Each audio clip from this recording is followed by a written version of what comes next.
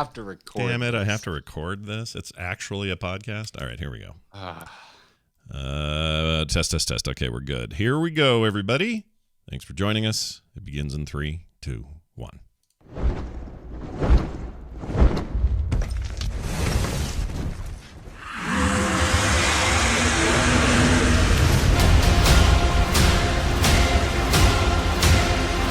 Welcome to the instance, everyone, where we roll nothing but natural 20s, naturally. I'm Scott Johnson with Jocelyn Kearney and Garrett Weinzerpel. How are you guys? Joss, how are you doing? We missed you last week. Hope you're well. Yeah, I'm doing much better. So thank you guys so much for covering off for me. I missed you so much. we held down the fart, as my mom used to say. But she meant fort, but she pronounced it fart. Speaking of farts, Garrett, great to see you as always. How you doing? Wow. Okay. Yeah. Screw you too, buddy. Yeah, take that right at the top of the show. You're a fart. No, not really. You're I don't know, man. I still got Dune on the brain. You're a sludge pool bather. That's there you go. Always stay moisturized is what I learned from that movie. Yes, exactly. I love every scene. They're just like, how can we make this character grosser? Because like the first time it's like really sweaty, and then it's like, all right, how do we one up the sweat? Because the sweat was gross. I know. Put him in a pile of sludge. Man, I loved Dune so much. I loved it so much. It's all I've been able to think about. That's all I wanted to think watched it 2 days in a row. I watched it for the first time on debut night, and then I immediately watched it again the next day. I was completely unaware of it, and now I'm obsessed. It's a part of me. I was talking pre-show how I cracked open the book again. Not since I was 15 have I done that, and already enjoying the hell out of that. Stayed in the bath a little too long. Got a little, a little wrinkly. Yeah, a little pruny. Yeah, that'll happen, right? If you do that. But anyway, we are happy to be back here, and I wanted to get something out of the way real quick before we dive into our big topic this week. We are at the end of the show today, going to be giving away we're going to be starting a contest at the end of the show because I want to give listeners as well as live chat people a chance to participate. I don't want to just give it to live folks today because it feels like a big enough code. We want to spread the love around. So we're going to give away a Final Fantasy XIV Complete Edition version of the game. It's a digital code that you'll redeem on their site. It's not through Steam. It's through Final Fantasy or through Square. This was given to us by Badger Lord, who is really a generous dude and always doing nice things. Yeah, great guy. And we've actually had this code for a while, and I just kept forgetting we needed to get it on the show and do a giveaway. But we'll start it today. If you've not jumped into the game yet, or you're like, oh man, that's like a second account with all the extras, sweet. Whatever your reasons are, today might be your day. Final Fantasy XIV Complete. I just bought one of these. I am miffed. Yeah, you should have. Look, you could have. Well, you would have been ineligible, I'm afraid. The rules are the rules. Yeah, you can't win your own contest. Yeah. Sorry, Garrett. All right. Could someone with the account name Weinzerpel enter, please? Thanks. Yeah, Garth Weinzerpel. Do we know that name? Anyway, that'll be a little bit later, so stick around. And thanks again to Badger Lord for being so generous with letting us have that code. We really, really appreciate it. All right. Our big topic of the week.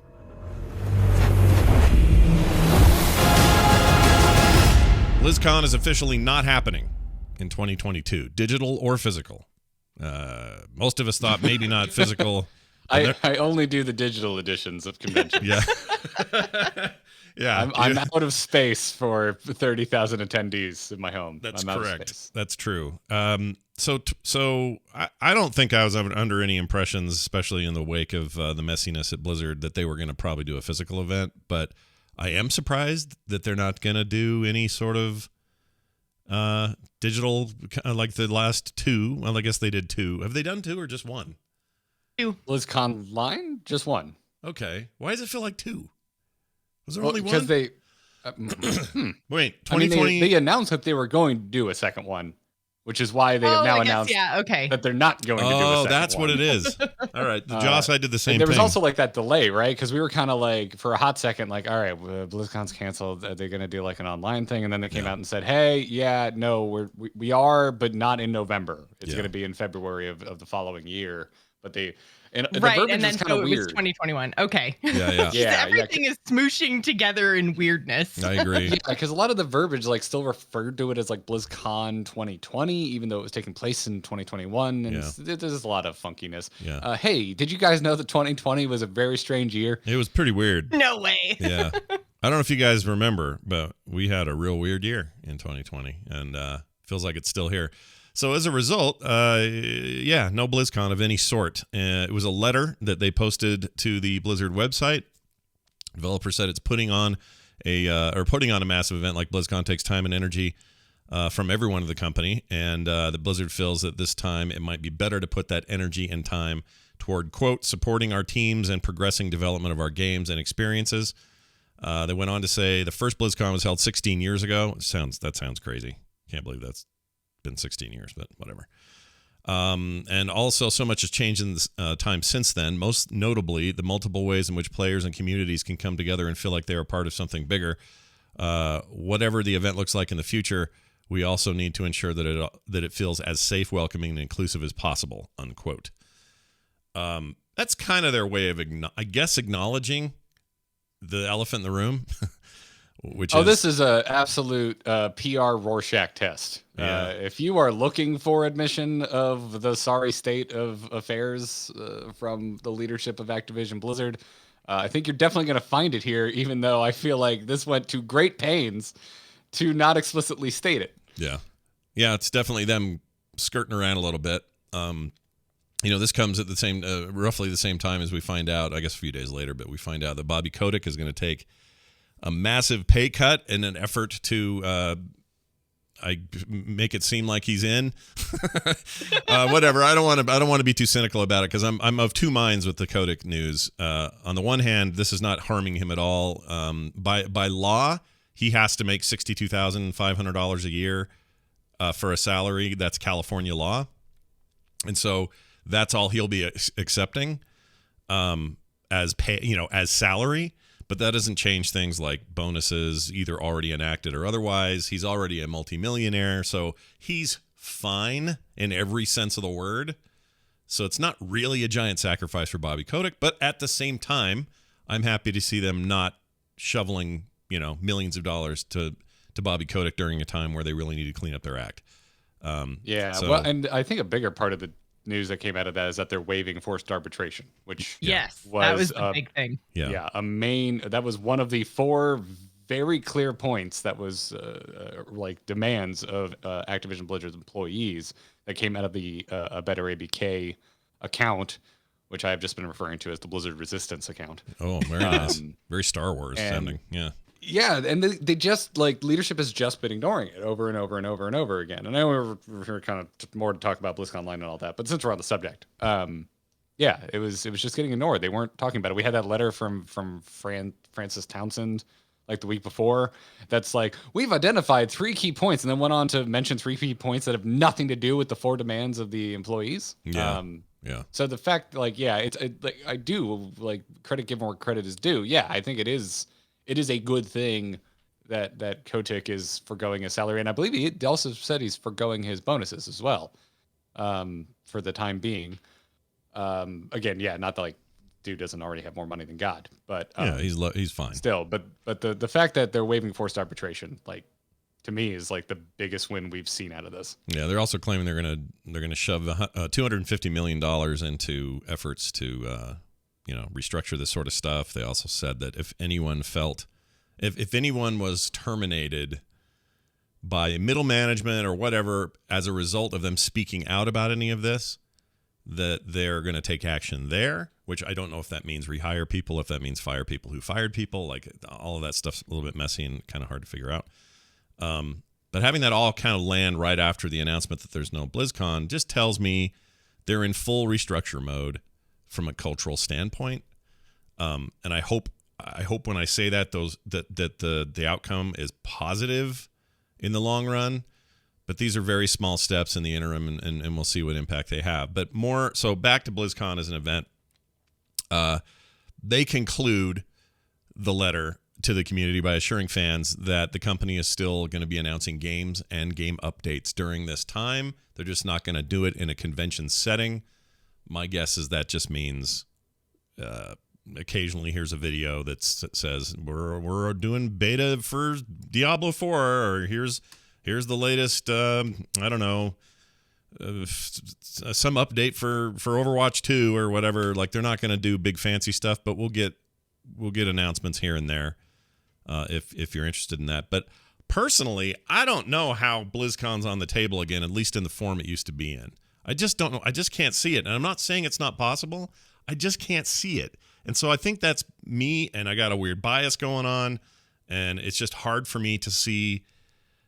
It's hard for me to see myself, let's say this, spending the $2-3 grand it costs to go. And people always say, whoa, how much are tickets? That's tickets, that's hotels, that's exorbitant day-to-day food and other issue fees that you got to pay when you're at BlizzCon. It's a big investment every year to go.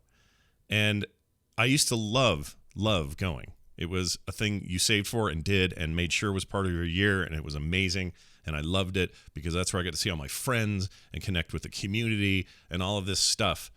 But it's really hard for me to imagine going there again. And I don't know why. I don't know what Blizzard has to do to flip me. But I just feel that way right now. It's weird. I really want to get both of your thoughts on this because, like, I think it's such a. I think we already saw seeds of this with, like, kind of the pushback against things like Diablo Immortal. Like the there was restlessness before the lawsuit. Yeah. There was already this kind of like sense of it's not all a party. Like there's ticked off players, and they're going to let themselves be known on the floor of a thing they spent a lot of money to go to, which is like kind of wild. Yeah. There's like a younger version of me that's like, yeah, stick to the man. That's like loves that. When in reality now as an adult, I was just kind of annoyed by it all. Right. But the letter points out, like when BlizzCon started up, it was very different. Like World of Warcraft was king of the world. Mm-hmm.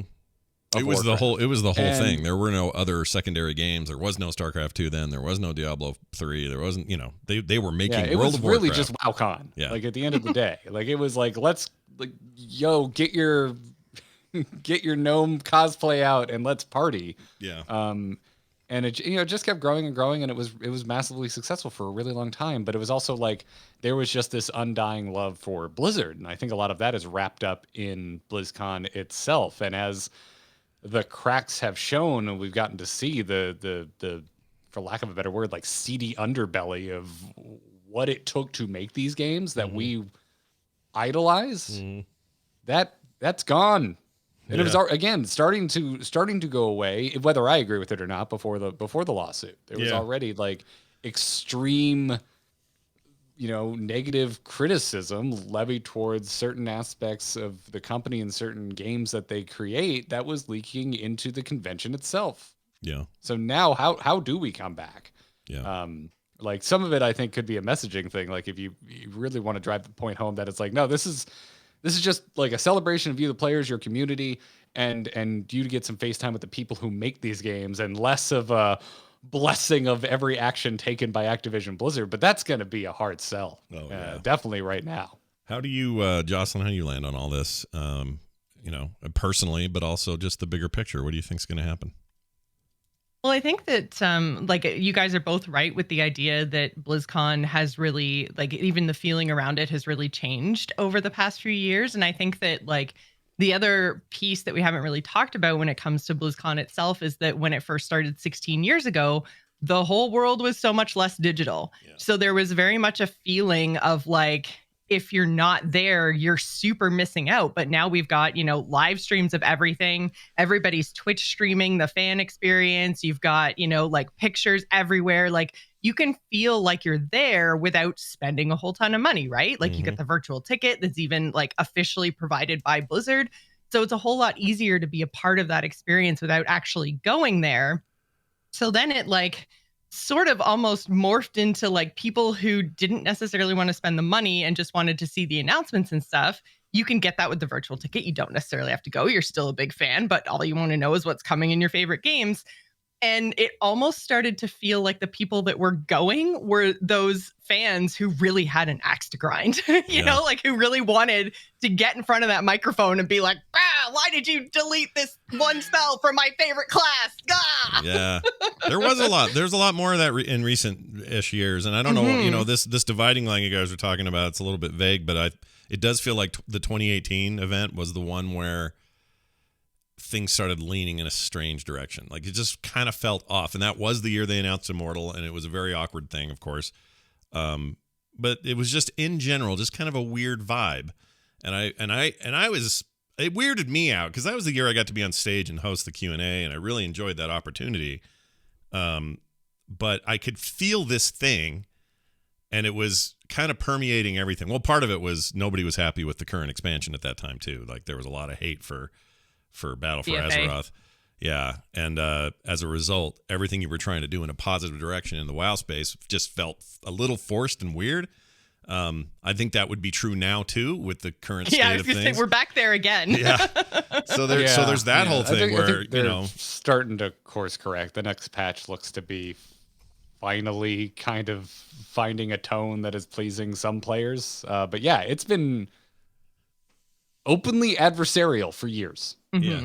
Yeah. I mean, I really feel like it's been, not that there weren't problems during Cataclysm or even Pandaria or whatever, but it felt like the real dip in morale happened post Legion. Legion was everyone firing on all cylinders. Everything felt great. That was like them at some of their best. And it's like just since that, it's just something got weird. And I don't know. I don't want to pin it on one particular thing. I'm sure they are probably trying to, you know, they probably sensed some of the same things and tried to work around them. I don't know, because I don't know what happens internally there. But at the end of the day, you know, I realized like one of my favorite years at BlizzCon was 2013. I always bring that year up. I loved it that year. I don't know what it was about 2013. Maybe it was because 2012 got, you know, canceled because it was a big year for development. They didn't have one that year. So 2013 was a big return to everything.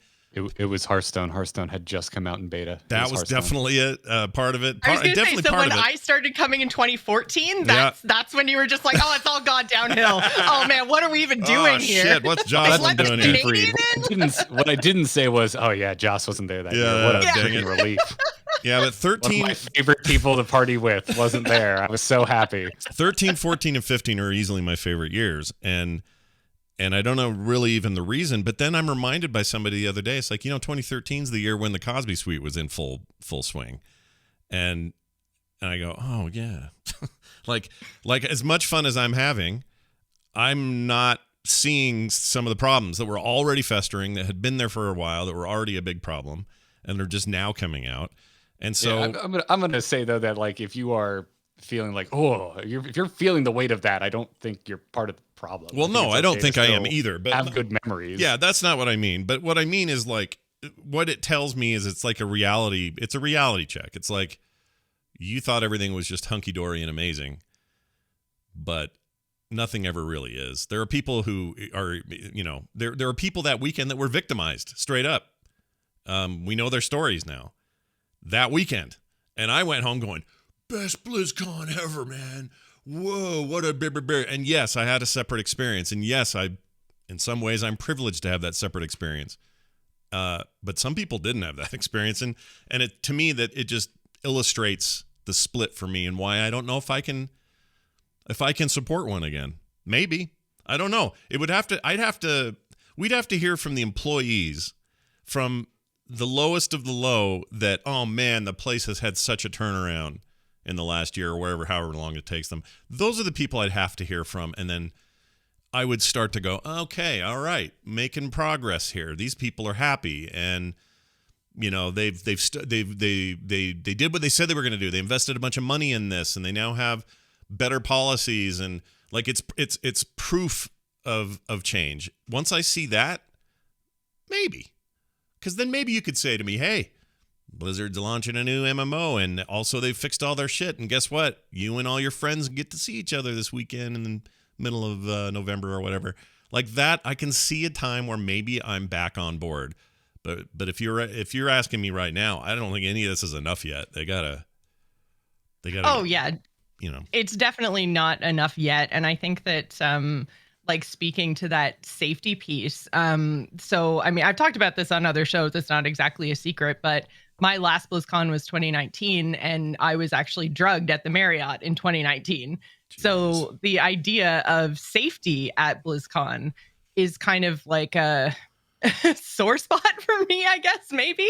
Like, it makes me very much and obviously pre-pandemic, when the idea of an in-person BlizzCon in 2020 was still on the table, I was very much like hemming and hawing and kind of hoping, and I feel kind of bad in the COVID context, but kind of like hoping that there would be a reason, like a legit reason for me to just not go, because I was like, I don't feel safe there. And there's always been like tense situations, I'll say, and there's always been that kind of like harassment, and you always have to like watch your back and stay with your friends, but that's just kind of a reality of being a woman.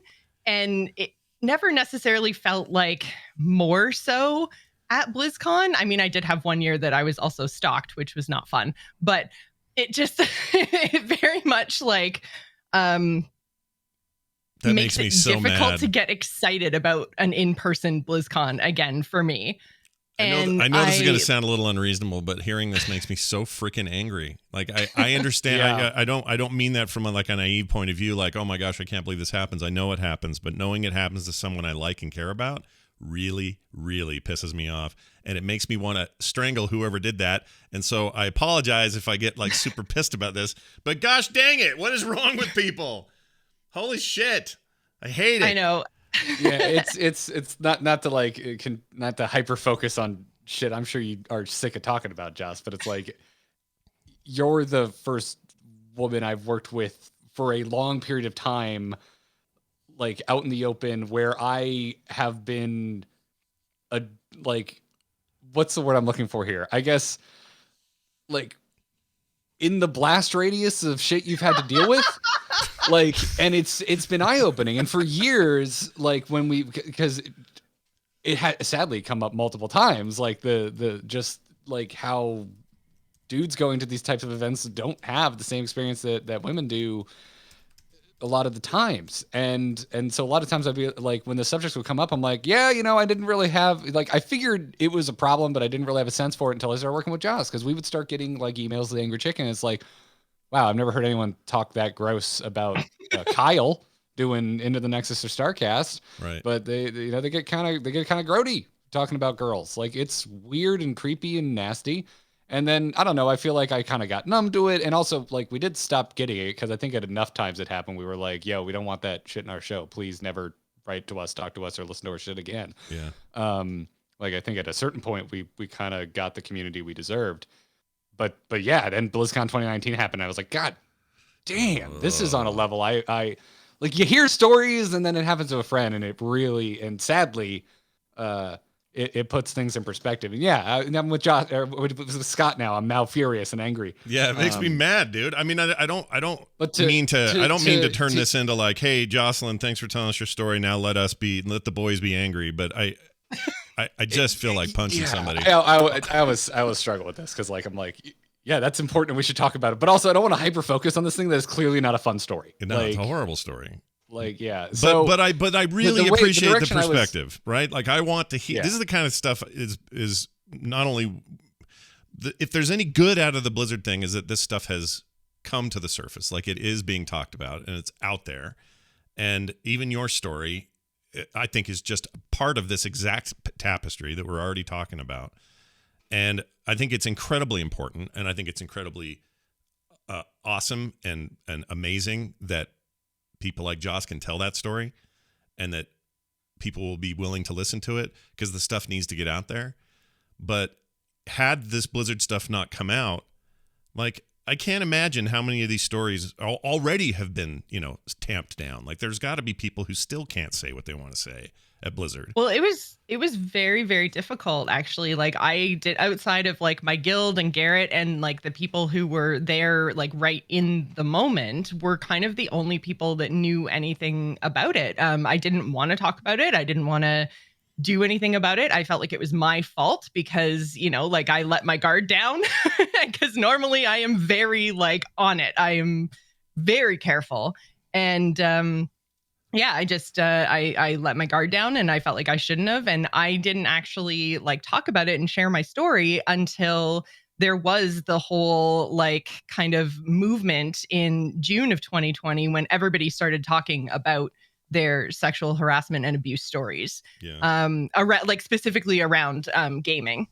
Yeah. And like, so it took me a good 8 months to even feel like I could talk about it, and my story had a good, air quotes, ending, in that I had friends who found me and took care of me, and I was made safe by them.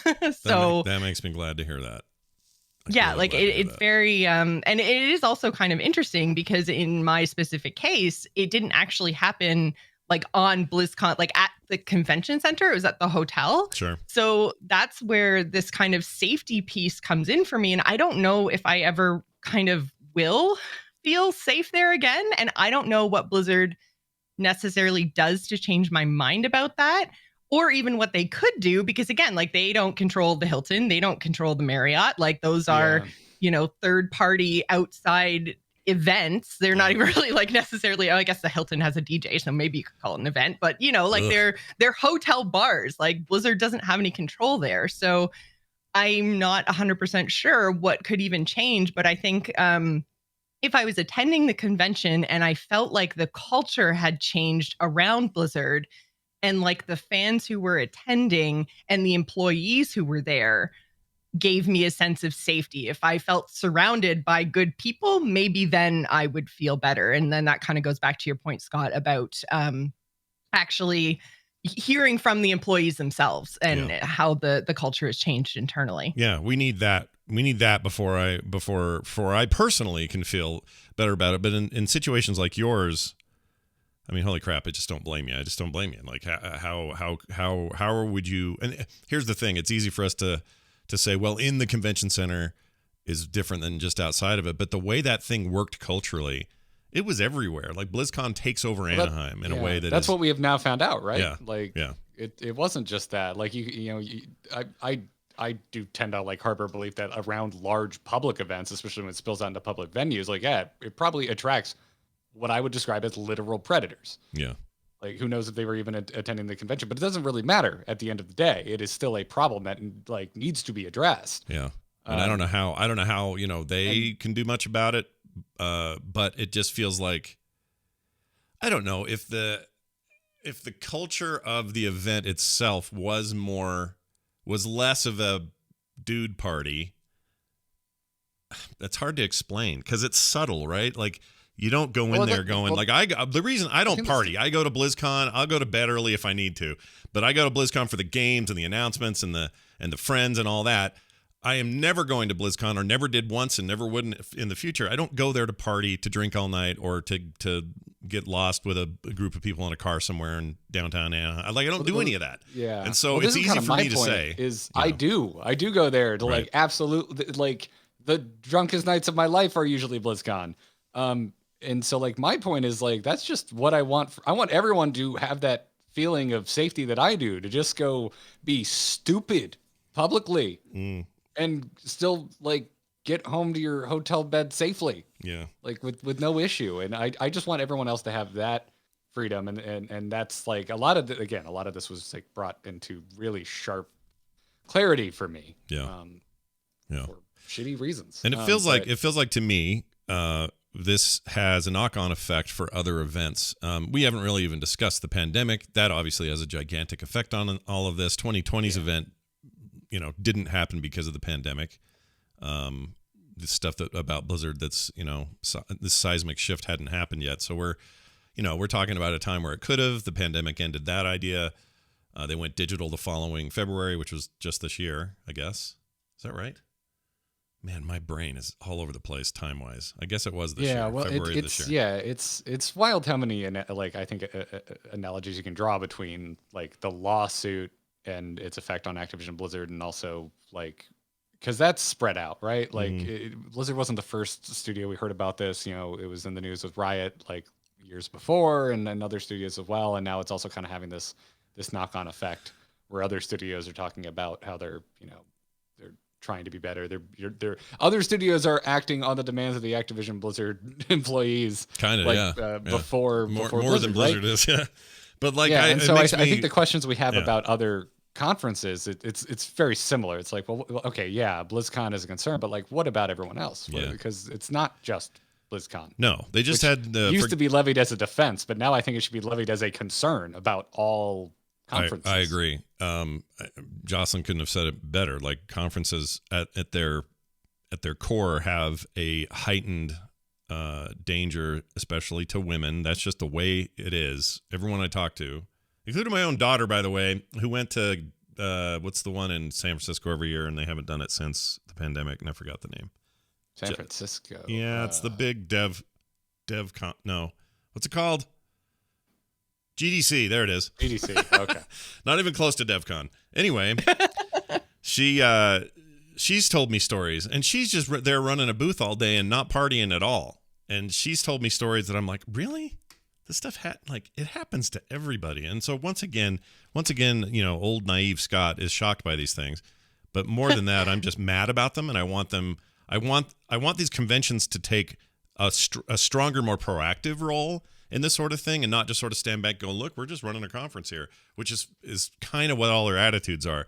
Whether it's PAX, E3, Gen Con, these Sony and Microsoft events, which we haven't, again, had since the pandemic.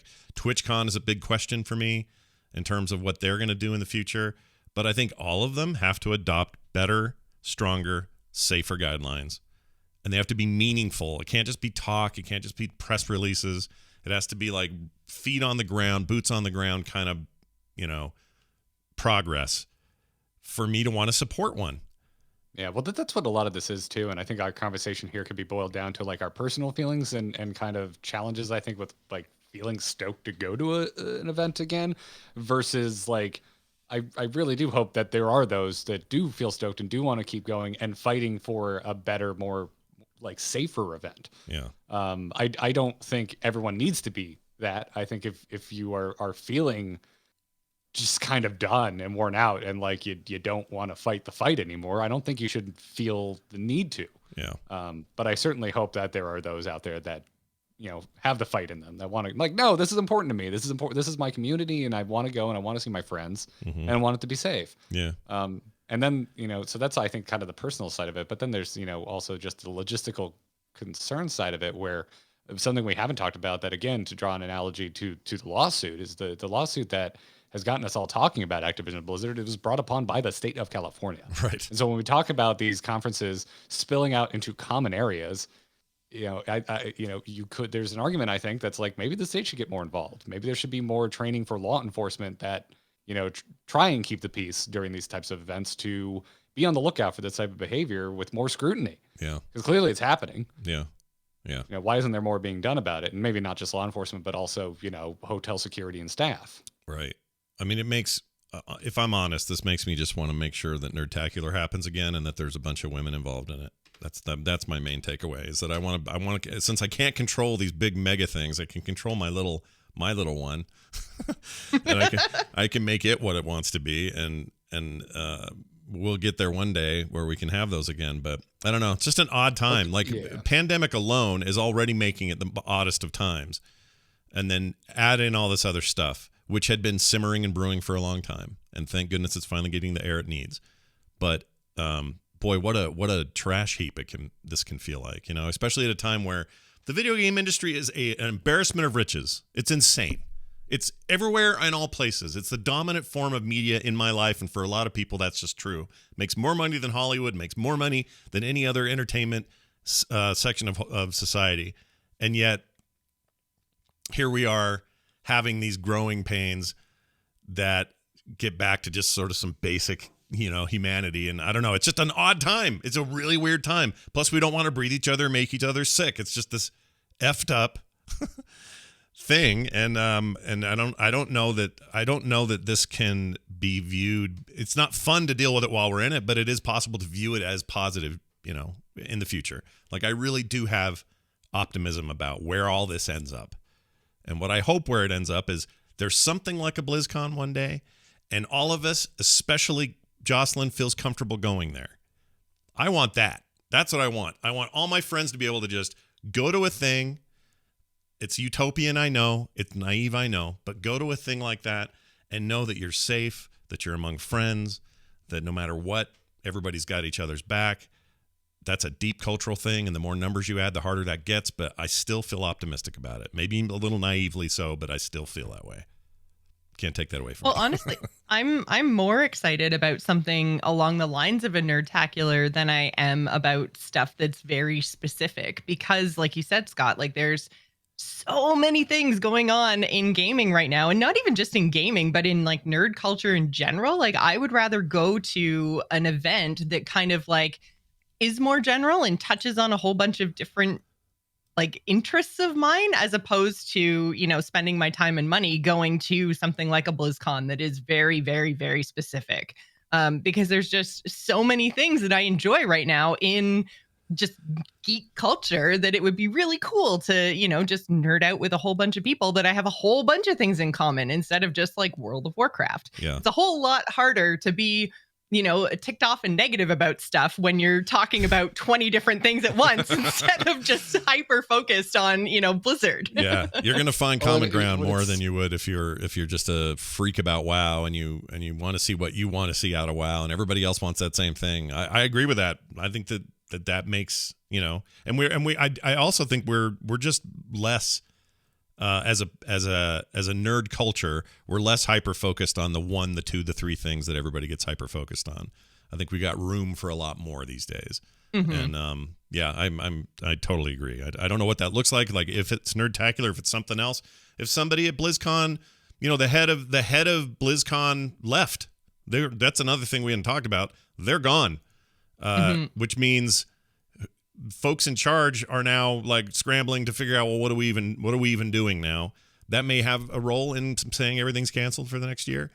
But there's also a big kind of push in gaming in general around the idea of mandatory overtime, and that was one big thing that we heard from staff all the time. Is it like there's a huge crush of work and overtime required in the months and weeks leading into BlizzCon. So I'm sure that plays no small role as well, as they're just like, it even is kind of in their announcement in a kind of convoluted way of saying they want to focus on game dev, is because they were taking those devs and saying, hey, work your normal shift like developing the game, but then also work 2 more, you know, getting your BlizzCon display ready. Yeah. So, you know, like I think that there's probably a lot internally going on with that whole idea of mandatory overtime, because that's something we've seen in tons of gaming companies getting crap for as they go into the release of AAA titles. And Blizzard was basically doing that every November. Yeah. Not only that, they were doing this other thing we haven't really mentioned on the show at all, like during any of this, I don't think. But there's a culture at Blizzard. BlizzCon, I think, is the reason of taking people that are normally just working on a game and turning them into a stage presence. People that had to get up, and now you've got a face with it, and now you're starting to kind of start a little bit of a rock starization of this person, and then everybody's seeing that person and going, ooh, that's the guy, and they're getting, you know, autographs, and that person has to get security, and you know, you went from working behind in a cubicle with a bunch of people on making a video game to suddenly you're a rock star because you've been on stage a bunch and the people see you in this new light. I think that is directly, if not indirectly, responsible for a lot of these problems. And so it's interesting we're talking about the con today, because I think the con is part of that problem. So these guys spent a big chunk of their year preparing for, performing in, and benefiting from whatever exposure they had on stage at BlizzCon and becoming the faces of the company. Whereas without that event, I don't know how else you do this, but without that event, they don't have that. Like, and so if they don't have that, was Alex Frazarabi not a complete a-hole without all the attention? I don't know. Like, that's probably too simple, but no, he probably still was. Still an a-hole. Considering, but the first mention of the Cosby Suite was a nickname for his office on campus. Yeah, good point. In the lawsuit. Yeah, no, I think the man was human filth. But do you think it emboldened him though? I think it probably did. Oh, 100%. Yeah. Like there's no universe where I walk away reading all of the stories that came out of that going, wow, when they said they felt like rock stars, they meant it in the worst ways. Yeah, they do. I mean, and the people I consider rock stars up there, funny enough, are behind the scenes people like Lindsay, who's not there anymore. But, you know, some of these folks up there who you don't know their names, you don't know their faces, you don't know any of that, but they were rock stars to me because they got shit done and they were where the rubber met the road. And yeah, well, that's there's so many moving pieces, right? Like, and that's why I'm like, this is easily like a long form show like this is a single topic that can fill it, because it's like the other part of it too is like on top of that, like, you know, mandatory overtime, right? Is like so much of this has been focused kind of on like us having a view of Blizzard that wasn't true, right? And like, and the lawsuit has been like, oh wow, there was like a lot of stuff going on underneath the surface that we were unaware of, that would have definitely, you know, colored our opinions otherwise, and is now coloring our opinions. Sure. But there was still parts of a lot of parts and crevices of BlizzCon that was like they were authentic. Like there's a lot of great people that were at Blizzard and still are at Blizzard that were just freaking proud of what they were making and they wanted to show it off. And like, and this is not me advocating for overtime, like forced overtime by any means, but there was a time and there were employees that wanted to put that extra work in, and you could feel that, you know, especially in the earlier years of BlizzCon, you could really, really feel that there was this, I don't know, like this desire to want to show off your art. Yeah. Like it felt like if Iron Maiden put on an art gallery. Like it had this weird mix of, yeah, it was big and bombastic, but at the same time, like there were people there that made these things that really wanted to talk to you about what you thought of their creation. Yeah.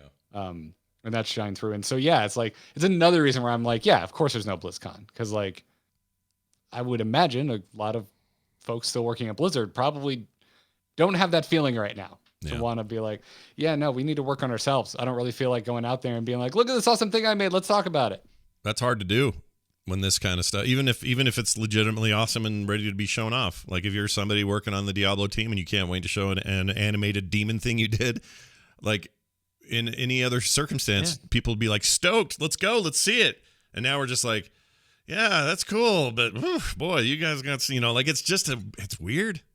It's weird. Almost every time there was any sort of scandal, I'm going to go back before the lawsuit to something slightly less controversial. I can't believe Blitzchung now feels slightly less controversial, but every time there was a scandal, just like how many times were we on Angry Chicken? Like a scandal would happen around like an expansion announcement. One of our thoughts would be, God, I feel bad for the developers that like work their butts off. Like they just want to be proud of the thing that they just put out, and whoever's running the Blizzard was a Weibo account in China just screwed the pooch for them. Like it's just.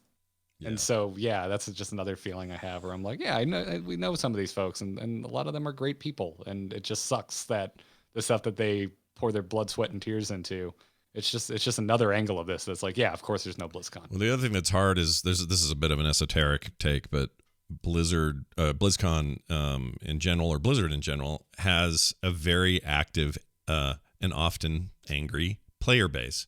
For whatever reason, that's just the way it is. You don't see this in other games necessarily. Final Fantasy XIV, famous for having a very kind community.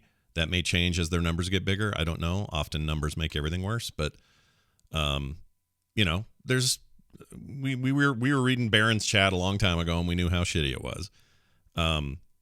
So all this is adding on top of that already kind of strained maturity of a community and saying, well, this is already kind of sour, but now how sour can we get? And now it's as sour as it's ever been. And now it's almost flipped where those people that are usually the angry ones at Blizzard are the ones that are just, everyone could talking about all that other stuff. All that matters is this game. And that's a whole other thing, whole other problem. But yeah, gamers, man. Sometimes we make things bad. You know? Well, to put a positive, like, spin on it, like, you know, I mentioned earlier, like this all feels like kind of holding the mirror up, and I think that's a great thing. Like I think Justin, I think you were on the show when we talked about this. I think you mentioned it on this show and not others that you were like, we were both kind of like, I don't think the lawsuit's gonna stay in headlines for that long. Yeah. And I'm pretty sure I was a little more optimistic than you, Joss, but dear God, the amount of time it has stayed in the headlines, and that both media and the community have not let freaking executives forget it, on top of the Blizzard employees as well, like a better ABK. Yeah.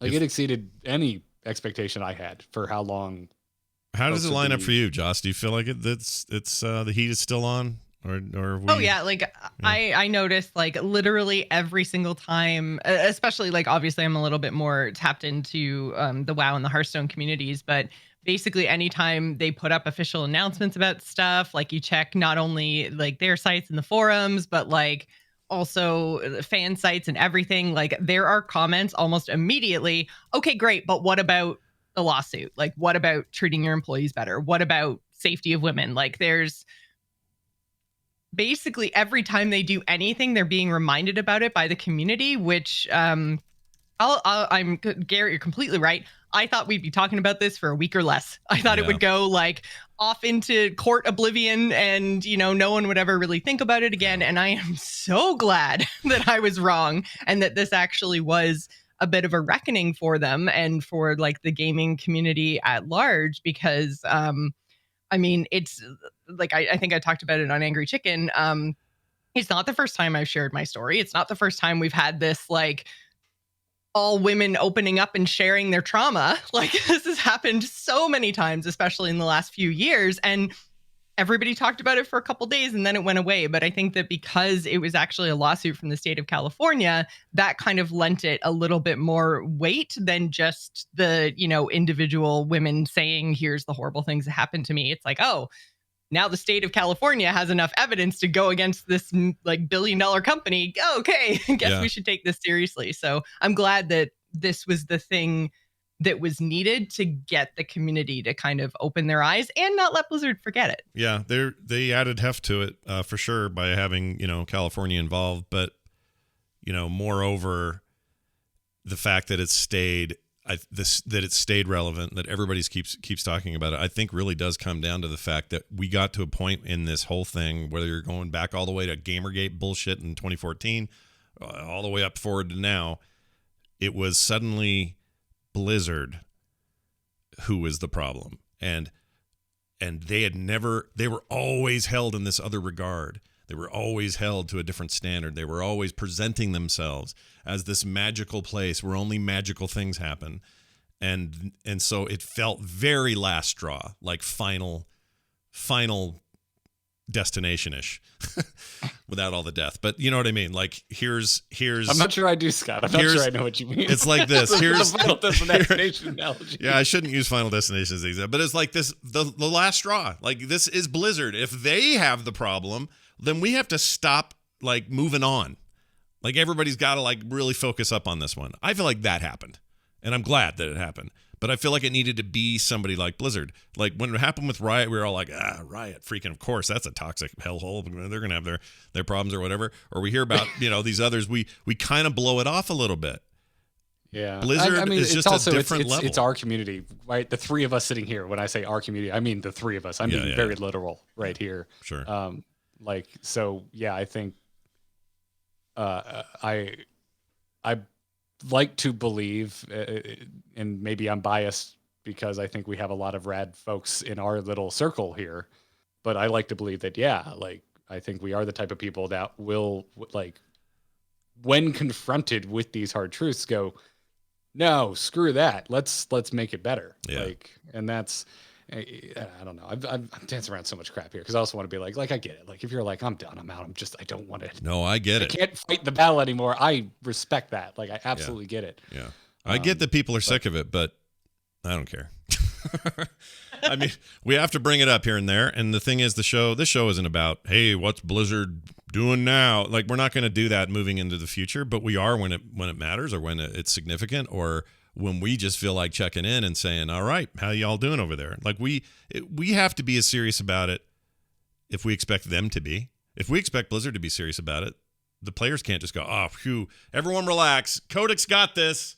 Multi-million-dollar man Codex. No one ever. I was going to say, does anyone ever feel like that? Said no one ever. Right. No, that's my point. Like it has to come, that heat has to come. And it can't just come from the employees because they're going to get buried if we leave them alone. We have to be supportive. Group effort. I mean, we've talked about so many players in this today. We've talked about the community. We've talked about the employees. We've talked about at a state level and to some extent a federal level. Although that EEOC settlement was pretty low. Yeah. But yeah. Yeah. I don't know. I'm just happy to be. I'm happy we have a voice so we can talk about this stuff.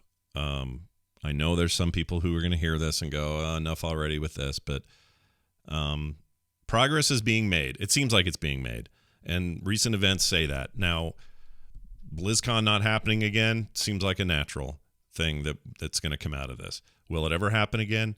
Maybe. Will we go?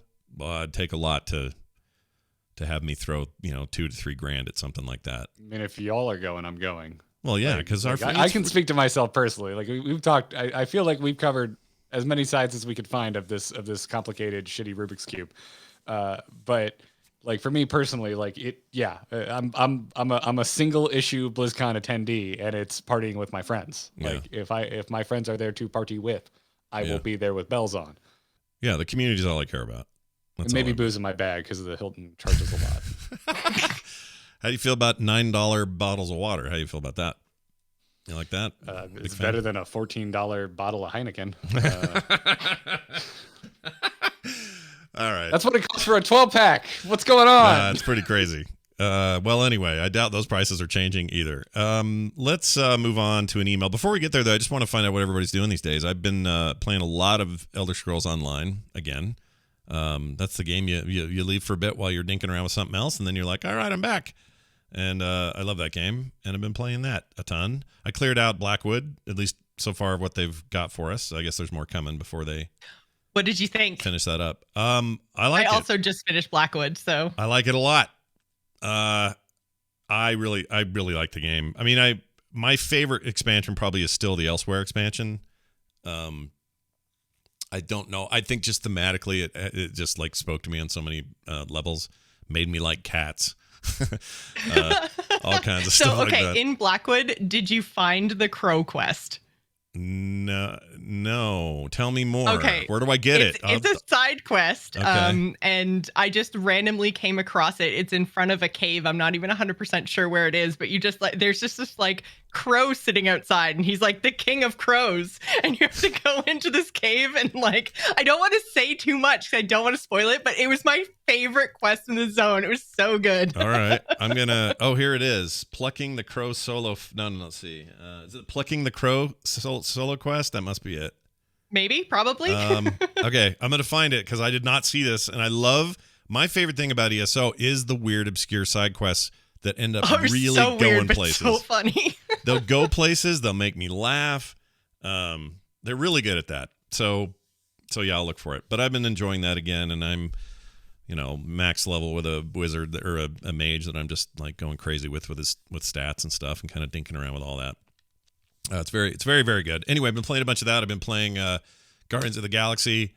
Did a pretty good full hot take on that on Core last night. If you want to go check it out and get that. I heard that's good. It doesn't look good. It is good. It's weird. It's I will describe it as, well, it reminds me of Uncharted. I know that's a weird thing to say. But okay. Oh wow, you have you have my attention. It's weird because traversally it feels like Uncharted. I've been waiting for something this week to remind me of Uncharted. Nice. That trailer is butt. That trailer's bad. Trailer is bad. We talked about that last week, didn't we? It's bad. It's terrible. That is the cleanest shirt I've ever seen Nathan Drake wear. They look like promo photos for the prequels of Star Wars, where their stuff was too clean. It's just so bad. But anyway, this game has just a weird the way you play it. The snarky comments back and forth feel very much like Sully and Nathan Drake are doing something. I don't know why it feels that way. It's also kind of a linear experience. Like the Uncharted games aren't open world games; they're big, beautiful worlds. But you're doing a linear story, and that's what this is. And those are nice sometimes. I love open world games, but it's nice to just get locked into a complete thing. I think the graphics are insane. That's the other thing. Is this feels like one of the most new gen games since the new gen happened. Playing it on Series X, I'm sure it looks amazing on PC as well. But yeah, I like that game a lot. Worth checking out. And then I also dipped my toe in. I just want to check for Star-Lord's haircut because clearly you were inspired. It's out of the comics, so it's fine. In fact, the whole look and vibe of the game is 100% the current comic run. No, I was just saying I had that haircut. Oh, you did? 2019. Oh, like geez. 1-to-1. They stole my haircut. I'm waiting for my check. Wow. you should get checks for that, because just pity checks, really, because that hair is terrible. It's terrible. Oh, wow. Okay. Oof. Jeez, just dragging me today, Scott. Terrible. It's Man. so bad. It's like butter up there. It's just terrible. Just kidding. Man, when's the Patreon launching? Because I don't get paid enough for this treatment. Next week, baby. Happening next week. I also did my toe in a Korean MMO that I just didn't want to let pass me by without trying it. I try to try these when they come out. How do you have time for so many goddamn MMOs, Scott? I don't know. But I didn't play very much of it. It's called Elyon or Elyon, Elyon. It's on Steam. Came out kind of quietly. I think New World sort of buried it in terms of notoriety. But it's fine. It plays like, a Korean MMO, and they're fine. It's fine. I'm sure it's not, they're just ringing endorsement. It's a bunch of characters and story that are mostly tropes, like fantasy tropes that everyone uses. So it's not like there's anything really unique happening there. And it's just sort of, controls fine. The combat's okay. The gunner's pretty fun. But they have a horrible UI. And so, it's one of those. You guys know what I'm talking about. It's one of those games. It was fine. If you got the 50 gig and the bandwidth, download it, try it. If you hate it, delete it. That's where I'm at on that. Garrett, I cannot believe you have an apartment in Final Fantasy. You have to explain yourself. Well, it's only like level 14 or something, man. I'm not that far in, but but it's more than I've played in the past. Yeah. How do you feel about that? Do you like your setup there? I think I thought ESO was going to be my next MMO, and I think it's too good. Oh. Too good, you say. It requires too much of my attention, and that's not what I look for in an MMO. That is 100% true. It is an RPG more than an MMO, and if you're not paying attention, you're kind of missing most of it. So I agree. Yeah. I need tab targeting, and I need the freedom to feel like I don't need to pay attention to the story. And so I can't pronounce any of the names of anything in this, so I just don't pay that much attention and enjoy my time with it. Yeah, the loops are some good. Pirate dudes. The pirate dudes are cool. I like the pirate dudes. Yeah, they're fun. All right. Okay. Yeah. I'm playing a caster, which I don't usually play, so it also feels more fresh. Yeah. I love my little should be sued for looking too much like Eevee pet. That thing's great. The little, I know what they're mean. Little light Eevee. It's like an Eevee made of light. Sure. Light Eevee. Yeah. Yeah. It's okay. I spent 30 minutes the other night just hanging out in a main area because Katie wanted to see what their non-combat pets looked like. There's a lot. And I think that 30 minutes, I got it. I feel like it clicked. I was like, oh, this game is just charming as shit. Yeah. It just oozes charm.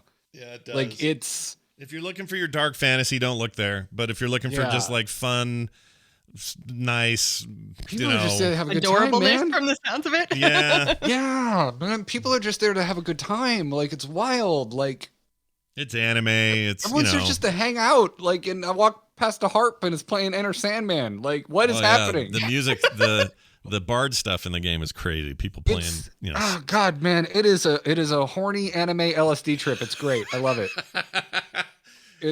They've got a full on functioning like prostitution ring in that game or something. Forget the kind of like WoW had like that Goldshire or whatever where people were getting up to weirdness, and this thing has some equivalent getting up to weird. That's wow. You already mentioned prostitution, so you didn't need to find a delicate way to put it. But congratulations, you found it. Weirdness. That's a good way to do it. Getting up to weirdness. Well, anyway, that's what we've been doing. Josh, ESO as well. Yeah, I finished up Blackwood, and then I realized I'd only made it halfway through Skyrim, so I'm gonna go play through Skyrim before I finish up with Elsewhere. Oh, nice. So that's my plan. Cool. I need to say, what's that expansion called? They didn't call it Skyrim. They just called it. They didn't call it Skyrim, and I know it. I've just always called it Skyrim, but that's not what it's actually called. Yeah, I forget. Tell me they just called it Scrim, please. I didn't get all those done either. That's probably next on my list as well. But Greymore, that's it. Greymore. God, thanks, thanks, chat room. And we're probably close to them. You know what Torik's up to. we're probably close to them announcing the next thing. The thing I want to focus on soon is crafting. Are you doing much of that in there? Because it's pretty deep. I just haven't. Yeah, gone not for it. really. Mostly just because I'm not doing any like end game stuff or anything, so I don't really care too much about crafting. But basically, what I've been doing is just like in order to empty my bags, I've been like disenchanting everything that I've got, and then I'm hoping that like when I get there eventually, I'll just have a whole bunch of mats and I can just learn it then. Yeah, but if I you haven't do- really like needed it, so. Yeah. If you do the Plus subscription, you get to have an endless bag of mats. Oh, I have a Plus subscription. So I've had do a I. Plus subscription since that's been a thing. Even when I didn't play for like 3 years, I just totally forgot that I had it, and then I went back to it because they give you currency every month, and I had like 30,000 of the crowns because I just like. What'd you do? Did you go blow? Did you go? hadn't been in there and hadn't used it. It was like I had something like $400 worth of currency. Did you go spend it on because you can buy big houses like palatial castles with that kind of money. I didn't spend it on housing because I'm like, I don't even know if I like that part of the game. So I just like got a whole bunch of like mounts and like cosmetic stuff and bought a whole bunch of loot crates because that's a good idea. Yeah, always a good idea. That's about to change. They're going to get rid of those loot crates because Microsoft has a policy. Well, they have to because the EU holds them to it. You can't do loot crates anymore. They feel so outdated at this point anyway. We've moved on. We have. It's weird. Yeah. But I don't know what they're going to put in its place. There'll be some other kind of something. But right now, there's a cat that comes out and goes, you are wanting to buy the... And then you... I love that Khajiit guy. I'm like, I want to buy all of your crates just so you can sit here and tell me how great I am. I hope they let us buy him because, you can buy people to put in your homes and have them stand around, be NPCs and stuff. I want him in my house. That's what I want. Listen, Joss, if you want to send me tens of thousands of real world currency, I will sit here and tell you how great you are. Yeah. I mean, There you go. I have a price. Who needs a Khajiit on a box telling you that when you got Garrett with his high price? I'll wear a cat mask. Let's go. What is DBD you have on your list here? Death by Daylight. Oh, Death by Daylight. Which is, it's a really, really, I mean, especially this time of year, it's just so much fun. I can't get enough of it. I've been playing it forever now, like many, many times. But they have a Halloween, or like many times a week. But they have a Halloween event going on right now, and I'm such a sucker for seasonal events, like Halloween events, Christmas events, Easter stuff. Like I'm just such a sucker for it. Okay, what does a horror murder game do for a Halloween event? Because that's like saying it's Disney Day at Disney. Yeah. That's true. They put like jack-o'-lanterns all over the map, and you can like find them and smash them, and you get bonuses for smashing the pumpkins. Yeah. And they have like special generators that if you complete, then you get like a bonus bunch of XP. Michael Myers is not pleased. No, probably not. But isn't the main also when you swap out villains or whatever, because you could do different villain skins? Isn't there like a weird Halloween like a witch thing right now or something like that, or something that's very Halloween for the slasher character, right? Or do I have that wrong? I may have that. There's so many now. There are so many now. Yeah, they just added a new survivor, and she's a witch. So that's she actually, yeah. That's what I'm thinking of. I heard witch somewhere in some news article, and I wasn't sure what was going on. Yeah. Yeah, so that's the new survivor. I'm wearing a big, ridiculous witch hat in Final Fantasy. Of course you are. And at first I was like, this is really dumb, and now I kind of love it, and it's kind of become part of me. No, a big witch hat will hide that They're weird. sucking you in. This is stupid and I hate it. 5 minutes later, oh, this is actually pretty okay. 10 minutes later, oh my god, this is my life now.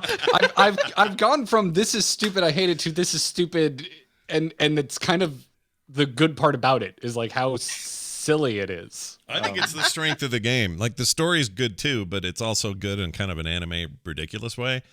I don't play really any JRPGs, and I haven't really played many Japanese games recently, and so it reminds me of the weird quirkiness of like Zelda games. Yeah, like I love Zelda games for how awesome and epic and wonderful they can be. Sure, but really just like the weird townspeople that are borderline like psychotic. Yeah, like. And there's a lot of that vibe going on. Sure. In Final Fantasy. So one would expect. Well, awesome. I'm glad we're all having fun. We'll talk more about some of the games we're playing next week, of course. Real quick, we're going to start a contest right now where a lucky winner is going to get a copy of said game, Final Fantasy XIV Complete Edition. Thanks to Badger Lord once again. You'll get the code. I'm going to give the winner out on Monday, but between now and then, everybody who wants to get in on this has to send an email to theinstance@gmail.com. The subject line must contain Final Fantasy to be considered for a win. So it's some part of your subject line. You've got to put in the words final and fantasy to get eligible. And then the rest of your email can be whatever you want. Just tell me why you think you should get it. I'm just going to pull randomly, but this is how you're going to get in. And I'd love to hear from you anyway. So theinstance@gmail.com, put Final Fantasy in the subject line, and you could be the winner of that fantastic prize package. All right, I think that's going to do it for us. Let's go around the horn real quick. Garrett, what's going on this week people can check out? Well, we just did a big wrap-up of all of the Activision Blizzard lawsuit news that we hadn't covered yet on Nexus Gaming News on the most recent episode of Nexus Gaming News. It's only 2 days old. It's available everywhere you get your podcasts, or you can just go to youtube.com/amovetv because I work very hard on that video, and I would appreciate it if you looked at all of the editing and stuff that I do on it. So, sure. Yeah, I'm sure it's really good. I have no doubt. Jocelyn, what do you got going on this week?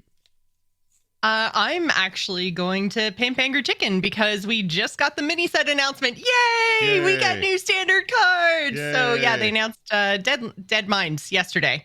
Nice. I'm very excited to talk about new cards. It's been too long. Yeah. Yeah, Edwin, man. He looks straight out of a dating game. Yeah, they're kind of going that direction. The Anduin skin they just put out, the Prince Charming Anduin. I'm like, hubba. What are you doing, Blizzard? Yeah.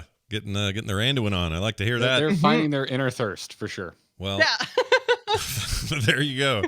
Free Jaina's boobies. Well, make I was sure. about to say, Anduin gets a shirt wouldn't be down allowed to his on belly Jaina.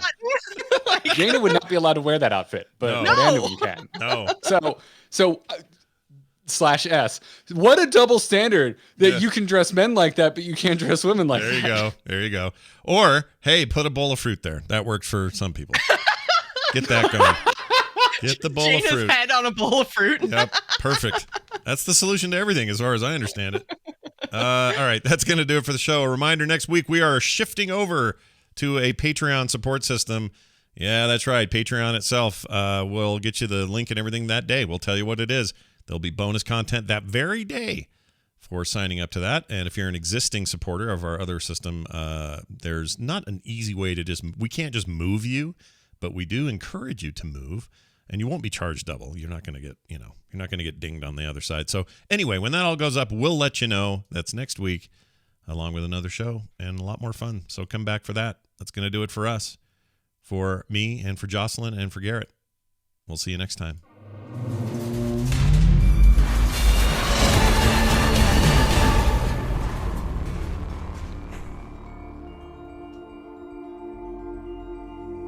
This show is part of the Frog Pants Network. Get more at frogpants.com.